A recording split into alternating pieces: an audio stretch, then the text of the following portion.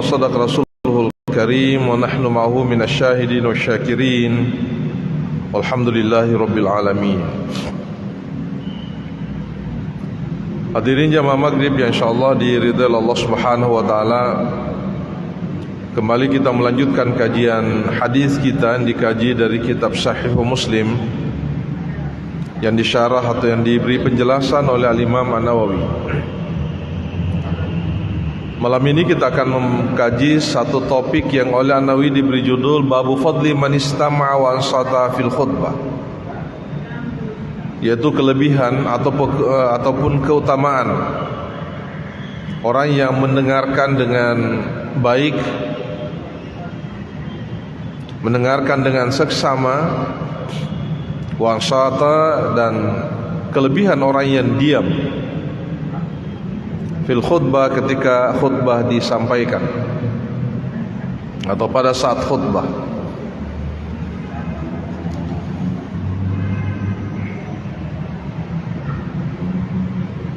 Hadirin jamaah maghrib, saya yakin bahwa apa yang saya sampaikan tadi terkait dengan judul pembahasan kita pada malam hari ini, saya yakin kita semua sebenarnya sudah paling tidak kita faham, dan bisa jadi kita sudah amalkan. Apa sebabnya? Karena orang yang melakukan atau orang yang berbicara tidak diam, bahkan tidak mendengarkan khutbah, oleh mayoritas ulama itu mengatakan bahwa khutbahnya sebenarnya itu sia-sia. Maaf, salat Jumatnya itu sia-sia. Sementara ini yang masih banyak terjadi di tengah masyarakat muslim kita, ketika salat Jumat itu atau khutbah, khatib itu sedang menyampaikan khutbahnya. Masih begitu banyak kita dapatkan orang yang tetap saja berbicara ketika khatib sedang khutbah. Bahkan tidak sedikit dari jamaah yang datang ke masjid, jangankan mendengarkan dengan baik, mendengarkan saja tidak. Kenapa? Karena ketika khatib sedang khutbah, baru memulai khutbah pertamanya, atau baru saja mungkin khatibnya itu menyampaikan salam, dia sudah memulai juga tidur. Dan ini yang banyak ini, ya, ini yang sering kita dapatkan. Karena saya biasa khutbah, setiap Jumat saya khutbah, saya biasa memperhatikan ketika saya sudah mulai khutbah, wah sudah enak sekali tidurnya. Memetui tempat tidur ku Jumai. Bahkan Jumat kemarin itu ngorok, Pak. Mengorok yang rumah tidur, sampai saya lihat itu sebelahnya dia kode-kode itu cuke-cuke, ngorok itu. Nah, disitulah memang perannya setan itu tina capu-capu mata rokotoma mangkalinga kikatoba. Enak itu kalau tidurnya sedang khutbah, apalagi ini siang-siang. Apalagi kalau Jumatnya itu sedang hujan, Pak. Wah, enak sekali tidur itu. Sekalipun saya belum pernah melihat khatibnya juga tidur. Kembatin rotoni Pak Katoba, wah itu tambah gawat itu. Ya. Tapi ini nyata ya. Sering kita lihat khatib sedang berkhutbah, mereka tidur.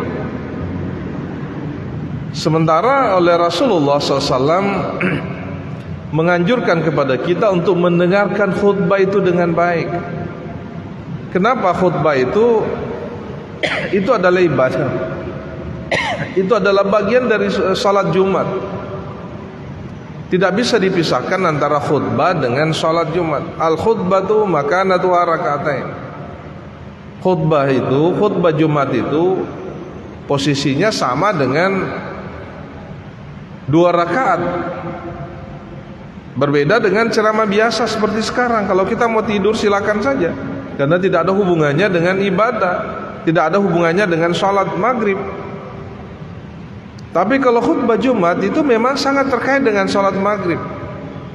Itulah sebabnya kalau khutbah Jumat itu sama sekali atau haram hukumnya khatib itu membuat ketawa para jamaah. Tak boleh kita ketawa. Karena itu artinya sama dengan ketika kita ketawa dalam sholat. Ketika kita ketawa dalam sholat, pertanyaannya apakah sholat kita itu sah atau tidak? Tentu kita mengatakan itu tidak sah. Begitu halnya dengan orang yang ketawa ketika dia mendengarkan khutbah. Makanya khatib itu tidak boleh sama sekali membuat jamaah itu ketawa. Ya, karena fenomena umum sekarang hadirin, penceramah yang paling disenangi adalah penceramah yang bisa membuat kita ketawa. Kalau tidak menarik itu. Tidak menarik itu kalau tidak membuat kita ketawa. Ya. Tapi kalau dari mulai salam sampai akhir itu kita ketawa terus, itulah yang diimpikan oleh jamaah itu. Ini bagus ini. Apanya bagus? Ketawa terus ki. Nah, itu menarik. Sementara hadirin jamaah, ya khutbah Jumat itu adalah bagian yang tidak terpisahkan dengan sholat Jumat. Inilah yang kita akan bahas ya. Terkait dengan kelebihan atau keutamaan orang yang betul-betul mendengarkan khutbah, tidak bicara, wa ansata fil Jum'ah. Ada dua riwayat yang sebenarnya dua riwayat ini sama. Yang pertama adalah hadis yang diriwayatkan oleh Abu Hurairah, ya, yang diterima oleh bapaknya Suhail, ya. Ya, karena Suhail ini terima dari bapaknya sampai kepada Imam Muslim. Ini banyak sekali periwayat di sini, ya. Abu Hurairah mengatakan hadis ini bersumber dari Nabi SAW. Nabi SAW qala, Nabi pernah mengatakan, man iktasala thumma atal jum'ah, siapa yang berwudu, ya, siapa yang berwudu, kelihatannya ini kemudian dia pergi melaksanakan sholat Jumat. Artinya apa? Sepertinya memang kita dianjurkan wudu itu berangkat dari rumah, tidak wudu dari masjid, ya. Sekalipun tentu masjid juga harus menyiapkan tempat wudu, karena bisa jadi pada satu saat kita kemudian ingin membuang air kecil atau membuang air besar, ataupun ada tamu yang datang yang sebenarnya rumahnya cukup jauh dari masjid, maka harus disiapkan. Jadi siapa yang berwudu? Di riwayat yang kedua dikatakan man tawadda fa ahsanal wudu. Siapa yang berwudu dan menyempurnakan wudunya dari rumah. Dari rumah, ya, bukan di sini. Tsumma atal Jumat, kemudian dia pergi melaksanakan sholat Jumat. Fa shalla ma qaddira lahu. Ini penting juga ini. Karena ini sepertinya kita sudah tidak lakukan lagi. Atau ada yang melakukannya tetapi kemudian sudah lebih banyak yang tidak melakukannya. Jadi berwudu dari rumah, menyempurnakan wudunya, kemudian dia pergi melaksanakan sholat Jumat di masjid. Fa shalla ma qaddira lah, maka kemudian selama dia di masjid dia melaksanakan sholat sunnah tentunya. Tentu kalau di sini sholat sunnah mutlak, ya. Ataupun bisa salat sunnah, oleh sebagian ulama mengatakan salat sunnah intizar, salat sunnah menunggu waktu khatib itu khutbah. Jadi itu kan bukan waktu yang terlarang, ya, kita boleh melakukan salat sunnah di situ. Bayangkan kalau jam 11:30 kita sudah datang di masjid, kemudian khatibnya nanti dia naik mimbar pada jam 12:15. Atau ada proses sebelumnya kemudian kita berhenti sholat, bisa jadi dia salat sampai setengah jam. Yang dia dikatakan oleh Nabi, fa shalla ma qaddira lahu, maka kemudian pada saat dia di masjid Dia menunggu waktu salat, dia melakukan salat sunnah semampunya. Ya kalau semampunya tentu lebih banyak lebih baik. Kalau 2 rakaat kita mampu silahkan saja.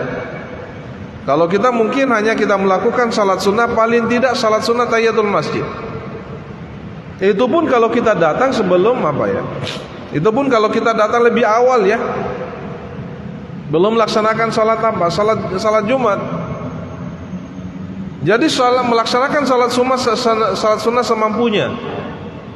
Tentu minimal 2 rakaat kita lakukan. Tapi lebih banyak lebih bagus. Tsumma ansata hatta yafruga min khutbati. Kemudian ketika dia mendengarkan khutbah, dia diam, tidak berbicara. Hatta yafruga min khutbati, sampai khutbah selesai. Sampai khutbah selesai. Jadi kalau begitu, apakah seseorang itu boleh berbicara sesudah khatib melaksanakan khutbahnya sementara kita mau salat kan? Kita belum salat. Apakah boleh? Memang ini jadi diskusi para ulama kita. Nanti saya bacakan penjelasannya ya. Dia diam ketika mendengarkan khutbah sampai khutbah itu selesai. Tsumma yusalli ma'hu, kemudian dia ikut juga salat berjamaah Jumat bersama. Apa yang didapatkan oleh orang yang seperti ini, yang betul-betul mengikuti syarat dan rukunnya,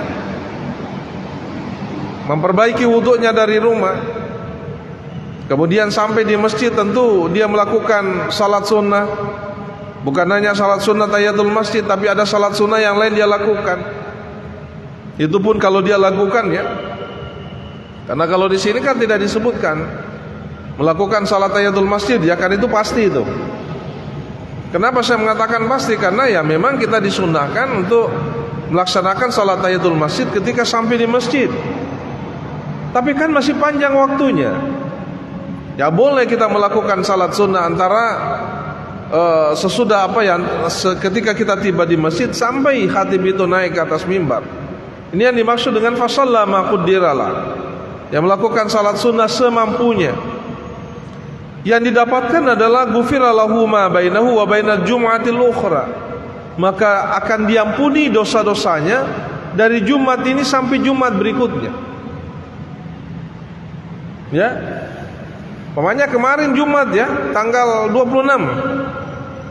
Maka kemudian dosanya diampuni sampai Jumat berikutnya. Saya nggak tahu Jumat berikutnya itu tanggal berapa. Tanggal 3 kayaknya. Ya, tanggal 3 itu hari Jumat berikutnya, di 3 Februari. Allah akan mengampuni dosa-dosanya itu. Ghufira lahu ma bainahu wa bainal jum'ah. Bayangkan kalau setiap hari Jumat kita melakukan hal yang sama, maka jangan heran kalau memang seorang muslim itu betul-betul bersih. Ya, kenapa? Karena dia selalu membersihkan dirinya. Ini baru sebatas salat Jumat ini. Belum salat-salat yang lain. Apalagi kalau kita tidak pernah meninggalkan salat berjamaah di masjid. Wah, itu memang betul-betul bersih itu orang.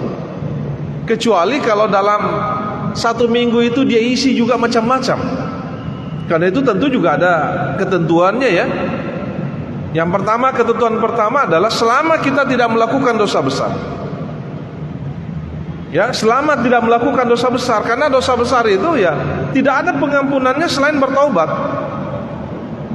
Kalau dosa-dosa kecil ya yang dilakukan, apakah sengaja atau tidak sengaja, itu bisa terhapus dengan salat Jumat, memperbaiki salat Jumatnya. Bisa terhapus dengan langkah-langkah kita ke masjid ya. Kan salah satu yang penghapus dosa itu adalah setiap kita melangkahkan kaki kita ke masjid, satu langkah satu dosa yang dihapuskan. Ya. Wah, kalau begitu memang banyak dosa yang kita lakukan, ya banyaklah. Cuma kita tidak pernah sadar berapa sih sebenarnya dosa yang kita lakukan dalam satu hari. Kenapa? Saya mengutip pandangannya Imam Al-Ghazali ya, beliau mengatakan bahwa seluruh organ tubuh kita ini semuanya ya, kata beliau itu yang sampai 360 organ tubuh itu sangat berpotensi melakukan dosa. Sangat berpotensi. Ya. Coba baru ki bangun tapa langsung ikarambai HP. Mana HP itu? Langsung dilihat, tanpa ada di situ langsung gambar yang tidak baik. Itu artinya bapak sering membuka yang begitu, makanya itu yang pertama muncul. Apa ini? Yang berdosa itu sudah berapa organ tubuh itu? Ada tangan, ada mata. Ya kan? Maka itu kemudian bisa itu dosa yang bukan dosa besar. Tapi ingat, kalau dosa kecil itu menumpuk, itu juga akan jadi besar. Maka kemudian ya kita senantiasa melakukan perbaikan diri. Perbaikan diri kita ya baru kita memulai berwudu, baru mencuci tangan, ya sudah dosa-dosa yang dilakukan oleh tangan kita itu sebenarnya itu sudah dihapuskan oleh Allah. Kemudian berkumur-kumur dan seterusnya, apa yang dilakukan oleh lidah kita, mulut kita itu dihapus oleh Allah. Apalagi kalau sudah melangkahkan kaki, apalagi kemudian setiap Jumat pergi salat Jumat. Dengan salat Jumatnya itu bisa menghapuskan dosanya antara Jumat ini dengan Jumat berikutnya. Ini yang disebut oleh Rasulullah, ghufira lahu ma bainahu wa bainal jum'atil ukhra. Allah akan mengampuni dosa-dosanya dari Jumat ini sampai Jumat berikutnya. Ada berapa syaratnya tadi itu? Berwudu dengan baik, menyempurnakan wudunya. Ya kalau menyempurnakan wudu hadirin jamaah, tentu bukan sekedar berwudu. Pertama ya menyempurnakan wudu itu melakukan juga semua sunnah-sunnahnya. Itu nanti itulah yang disebut dengan menyempurnakan wudu. Bukan hanya kan ada orang, terkadang saya lihat ada orang yang berwudu itu tidak sah memang wudunya. Kalau wudu kita tidak sah, itu kan berpengaruh pada salat kita. Otomatis salat itu tidak sempurna, tidak sah juga. Bukan tidak sempurna, tidak sah malah salatnya. Kalau ada orang yang tidak sempurna wudunya, dia berwudu masih ada yang tidak basah, itu tidak sah wudunya tuh. Ya kan? Ada kan orang berwudu dikasih aku bawa ruhana, tidak basah di bagian ini. Bagaimana mau diampuni dosa-dosanya kalau begitu? Ya kan? Sementara apa yang diperlukan, yang diwajibkan untuk kita basuh dalam wudu itu mereka tidak lakukan. Sempurnakan wudunya dulu. Makanya di hadis berikutnya dikatakan man tawadda fa ahsanal wudu. Siapa yang berwudu kemudian dia memperbaiki wudunya, dia menyempurnakan wudunya 3 kali. Selain 3 kali, dia membasuh seluruh organ tubuh yang sunnah juga. Bukan hanya yang wajib, tapi yang sunnah juga dia basuh.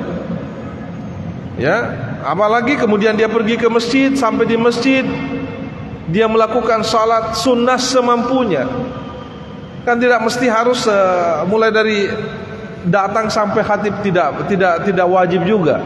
Sekalipun itu memang disunnahkan. Sekalipun itu disunnahkan. Ini tadi yang saya katakan oleh sebagian ulama disebut sebagai salat sunnah intizar. Sekalipun ada mengatakan itu salat sunnah mutlak itu. Ya, silakan kita lakukan kalau kita mampu.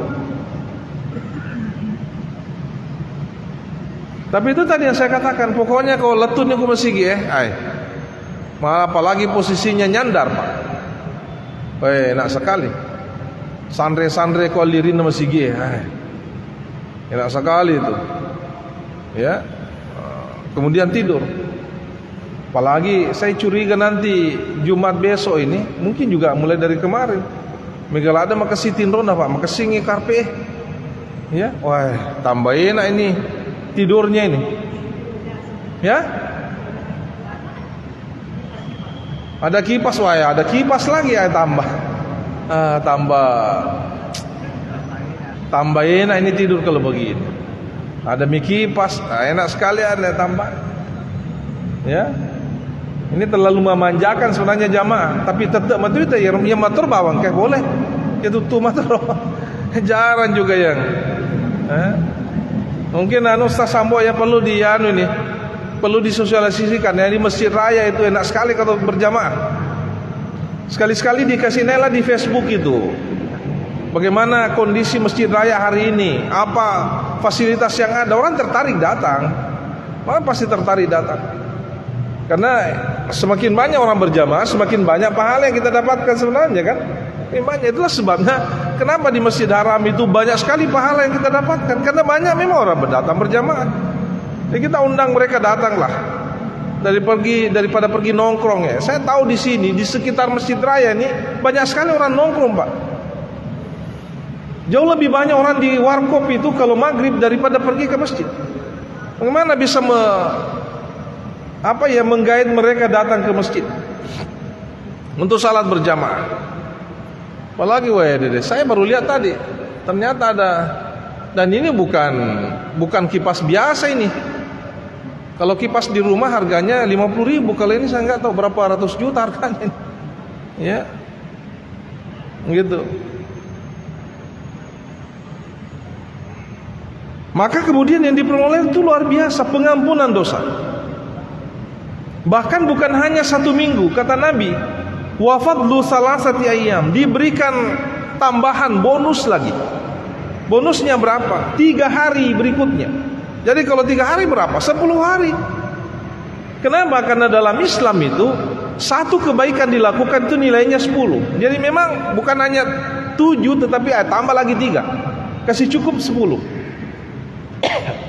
Jadi dia pernah capu ya roh, masa baca Jumat sih Ki. Jadi semakin banyak yang kita dapatkan. Semakin banyak. Cuman ini tadi yang saya katakan, masih jauh lebih banyak dari kita yang apakah mereka faham atau tidak mengerti. Ya itulah yang kondisi yang terjadi. Apalagi ya orang datang ke masjid itu memang betul-betul tidak siap melaksanakan salat Jumat. Kenapa tidak siap? Ya matoro wajuna pakai oleh kantorona. Bahkan ada yang itu juga karena hari Jumat itu kan hari olahraga itu kalau pegawai. Itu juga bajunya pakai olahraga, pakai baju kaos. Itu juga yang dipakai pergi sholat Jumat. Bau. Kita bersebelahan, aduh baunya luar biasa. Kenapa? Karena mereka memang tidak siap. Dari kantor tidak ganti baju. Itu juga yang dipakai pergi ke masjid. Dia masuk ke WC dengan menggunakan celananya, dia buang air ya dengan celananya. Apakah yakin ya bahwa celananya itu ketika dia tidak buka, yakin tidak ada kena kotoran, tidak kena najis? Yakin gak itu? Ini bahaya ini. Makanya saya pernah mengatakan kekalahan mutlak kita, maaf ya, saya mungkin agak keras saya bicara, kekalahan mutlak kita di Indonesia karena kita liburnya bukan hari Jumat. Kekalahan mutlak itu. Ya, kenapa? Ya, sekiranya semua kita libur hari Jumat, pasti persiapan kita pergi sholat Jumat itu dari rumah. Kita mengganti pakaian yang bersih dari rumah. Tapi ya, jauh lebih banyak orang. Coba lihat kita di masjid raya ini. Mana yang lebih banyak itu siap? Mereka datang ke masjid ini dengan pakaian rapi, bersih, menggunakan baju bersih dengan pakai, karena kita kan di Indonesia ini adat kita menggunakan sarung. Mana lebih banyak itu? Mana lebih banyak daripada yang kita menggunakan sarung siap-siap memang untuk ke masjid ya, untuk ke masjid.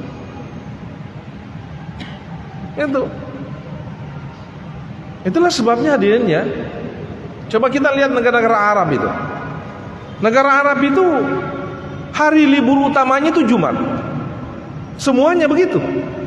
Tidak ada satu pun tidak. Ya kalau Jumat, kan biasa 2 hari ya, Kamis Jumat atau Jumat Sabtu. Kalau Saudi hari ini kan Kamis Jumat Pak. Makanya kalau ada ada transfer bank itu mereka berkantor itu Sabtu Minggu itu, Sabtu Ahad. Ya, kalau kita kan tidak. Sabtu Ahad itu libur. Nah ini jadi aneh sekali bagi saya ya, karena Sabtu itu hari liburnya orang Yahudi, hari Ahad hari liburnya Nasrani. Itulah yang diikuti Indonesia. Itu saya katakan parah sekali kita sebenarnya. Tapi apa boleh buat, itulah pengorbanan terbesar juga yang dilakukan oleh masyarakat Muslim di Indonesia. Ini pengorbanan besar. Dan tidak ada yang melakukan gerakan ya. Mungkin sama jika kayaknya libur Jumat dengan Sabtu sama saja. Tidak sama lah. Ya.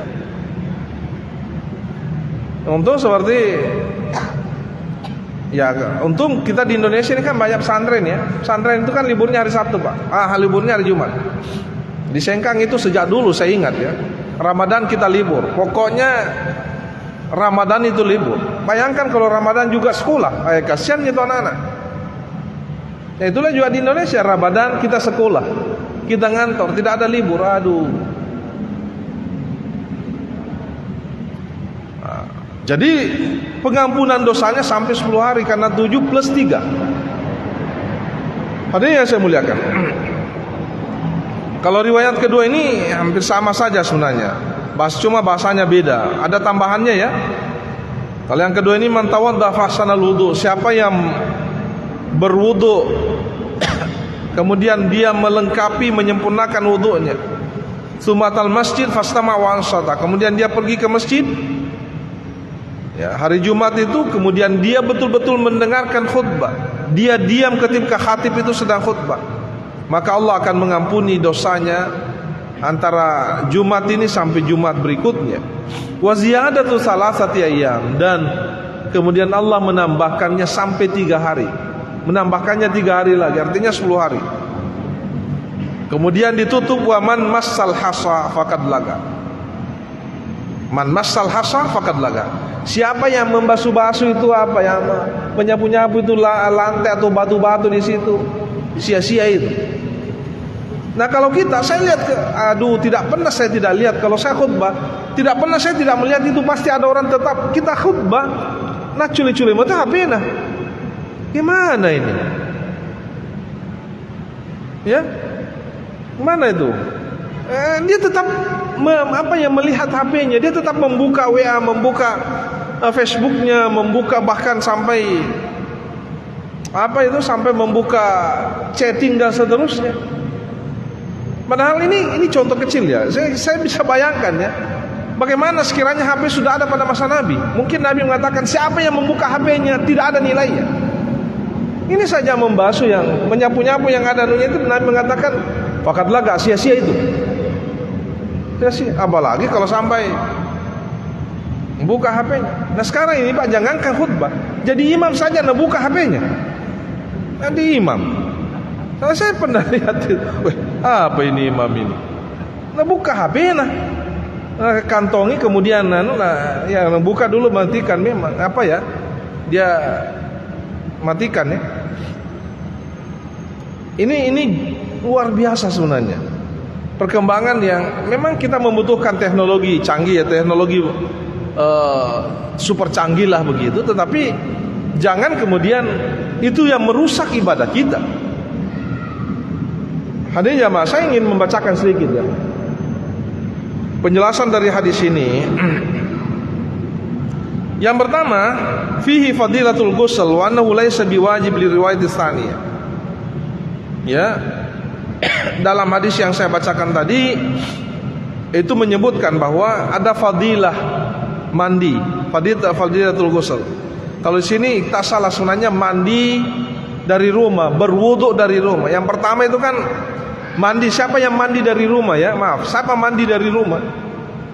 Kalau kita jelas orang dari kantor tidak bisa lagi mandi. Kalau yang kedua ini siapa yang berwudu dan menyempurnakan wudunya?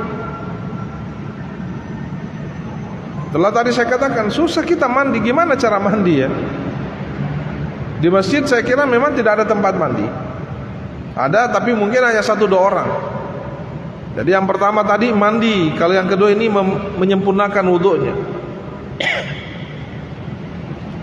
Di dalam hadis ini fadilatul ghusl memang disunnahkan, sangat baik. Dapat banyak pahala kalau kita mandi dari rumah. Tetapi wa annahu laysa biwajib. Itu mandi itu bukanlah hal yang wajib. Li riwayat tsaniyah, seperti riwayat kedua. Karena riwayat kedua mengatakan man tawadda fa ahsanal wudu. Siapa yang berwudu dan menyempurnakan wudunya. Tidak dikatakan siapa yang mandi. Kalau riwayat pertama memang siapa yang mandi dari rumah. Siapa yang juga tentu mandi dan berwudu dari rumah ya, menyempurnakan wudunya, menyempurnakan membasuh hal yang sunnah, menyapunya 3 kali. Ya. Itu yang pertama, disunahkan mandi. Yang kedua, fihi istihbabun wa tahsinul wudu. Dalam hadis ini juga itu disunahkan untuk menyempurnakan wudu. Jadi bukan hanya sebatas mandi. Ya, sekalipun ada yang mengatakan bukan hanya sebatas mandi, tapi juga berwudu dengan baik, sempurnakan wudunya dari rumah. Wa makna ihsanul wudu ya. Makna dari ihsanil wudu itu al-ityan bihi salasan. Ya, berwudu dengan membasuhnya 3 kali. Wa zalikal a'dha wa italatil ghurra wa tahjil. Begitu pulanya semua organ tubuh kita ya. Organ tubuh kita, bahkan sampai italatul ghurra wa tahjil. Italatul ghurra wa tahjil itu kan pernah kita bahas sebelumnya. Itu kan memperpanjang area wudu. Kalau tangan ini bukan hanya sampai pergelangan tangan, bukan hanya sampai siku kan, tapi disunahkan itu lebih. Disunahkan kan lebih. Karena bahaya ini kalau pas-pasan di sini. Bahaya, jauh lebih bagus kalau kemudian lebih. Bahkan di riwayat sebelumnya yang pernah kita kaji itu, Abu Hurairah itu kan pernah kedapatan berwudu itu sampai dia berwudu sampai ketiaknya. Dia basuh sampai ketiaknya kan? Itu Abu Hurairah itu. Kemudian ada sahabat yang melihat dia, kenapa bisa begitu? Kok sampai di sini? Nabi kayaknya tidak begitu. Nah inilah kemudian hadis ini keluar yang namanya tahsin al-ghurra wa tahjil ya, memperpanjang area wudu. Kenapa? Karena kalau semakin banyak area wudu kita, semakin panjang area wudu kita, maka di akhirat itu orang itu nanti semakin bercahaya. Karena semua organ tubuh kita yang kena air wudu itu akan bercahaya nanti di akhirat. Nah disitulah mudahnya kan Aisyah pernah bertanya, bagaimana ya Rasulullah, kamu bisa menandai umatmu nanti di akhirat? Nah banyak sekali umat yang berkumpul hari itu. Kata Nabi, gampang sekali. Umat saya itu masih sangat jauh, masih sekian kilometer, itu saya sudah bisa tahu itu umat saya tuh. Ya jirasa air akhir. Ya majene tutup ke sijene nah. Aja Ustaz Ambo air akhir. Itu begitu itu. Kenapa? Karena semakin banyak sekali kita berwudu. Semakin sering kita berwudu sebenarnya semakin bagus. Nah disitulah anunya. Yang disebut dengan al-ghurra wa tahjil itu memperpanjang area wudu. Bukan hanya sampai di siku, bukan hanya sampai di sampai di mata kaki, tidak, tetapi lebih dari itu. Mungkin di atas di atas betis. Di betis itu sampai kita basah itu. Itulah tadi saya katakan ketika Abu Hurairah ditemukan seperti itu, dia membasuh sampai ketiaknya. Sahabat kemudian bertanya, kenapa Anda bisa begitu? Kok terlalu panjang? Apa dia bisa sampaikan bahwa siapa yang panjang area wudunya, maka akan semakin bercahaya nanti di akhirat. Ini bercahaya. Apalagi kalau kita lakukannya 3 kali, semakin banyak pahala yang kita dapatkan. Ya. Apalagi yang disebut dengan memperbaiki wudunya, menyempurnakan wudu. Wa taqdimul mayamin, mendahulukan kanan dulu baru kiri. Artinya apa sebenarnya? Kiri baru kanan itu boleh. Boleh itu. Cuma kan tidak pernah kita lihat ya. Berwudu dari kiri ke kanan. Tangan kiri dulu baru tangan kanan. Dari segi syariat itu boleh. Tapi kalau kita mau mendapatkan, menyempurnakan dan memperbaiki wudu kita, kita mulainya dari kanan dulu baru kiri. Sama halnya ketika kita salam. Salam itu ketika salat boleh dari kiri ke kanan, Pak. Tapi kan tidak pernah kita lihat itu. Coba kalau ada imam yang berani begitu, pasti didemo sama jamaah. Wah ini salat baru ini. Sebenarnya tidak salah. Tidak salah. Cuma itulah semua untuk menyempurnakan salat, menyempurnakan ibadah, itu biasanya dari kanan ke kiri itu. Ini namanya takdimul mayamin. Mendahulukan yang kanan dulu baru kiri. Ya. Walitian bi sunnati al masyhurah, dan tentu juga melakukan membasuh yang sunnah-sunnah. Kan yang wajib kita sudah tahu ya. Yang mana yang wajib? Paling tidak 4 organ tubuh kita. Muka, kedua tangan, kepala dan kaki. Selain itu sunnah semua. Selain itu sunnah. Ya, gitu. Kemudian wa fihi anna tanaful qabla khurujil imam yaumal jumu'ah mustahab. Ini juga tadi saya sudah katakan bahwa di dalam hadis ini juga itu dijelaskan bahwa melakukan salat sunnah sesudah sebelum imam itu naik di atas mimbar itu disunnahkan. Itulah tadi yang saya katakan. Silakan Anda salat sebanyak mungkin itu. Silakan kita salat. Karena itu waktu yang boleh kita melakukan, bukan waktu yang terlarang. Bukan waktu yang terlarang, kecuali sudah pas pas di tengah-tengah itu oleh Rasulullah itu memang dilarang. Ya. Jadi qabla khurujil imam wa anna tanafful qabla khurujil imam yaumul jumu'ah mustahab. Wa huwa mazhabuna wa mazhabul jumhur. Kata Imam An-Nawawi, itu pendapat kami dan pendapat jumhur ulama.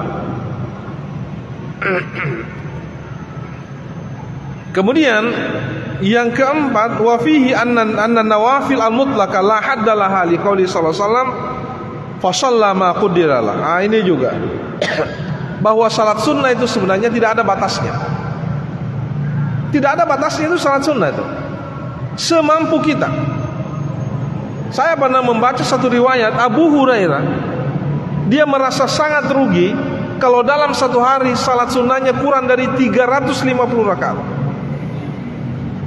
Merasa sangat rugi. Wah, rugi sekali kayak ini.